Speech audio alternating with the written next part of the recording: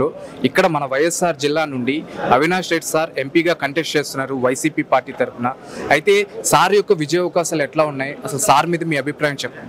4 లక్షల వదలమయ్యాటే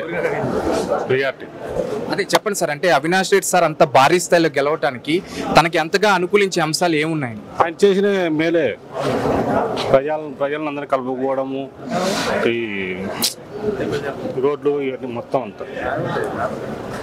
సార్ అయితే అవినాష్ రెడ్డి సార్ చేపట్టిన అభివృద్ధి పనులు, సే ఫర్ ఎగ్జాంపుల్ ఇప్పుడు లో ఇక్కడ మన వైఎస్ఆర్ జిల్లా నుండి అవినాష్ రెడ్డి సార్ ఎంపీగా కంటెస్ట్ చేస్తున్నారు వైసీపీ పార్టీ తరఫున. అయితే సార్ యొక్క విజయ అవకాశాలు ఎట్లా ఉన్నాయి, అసలు సార్ మీద మీ అభిప్రాయం చెప్పండి. 4 లక్షల వదలమయ్యాటే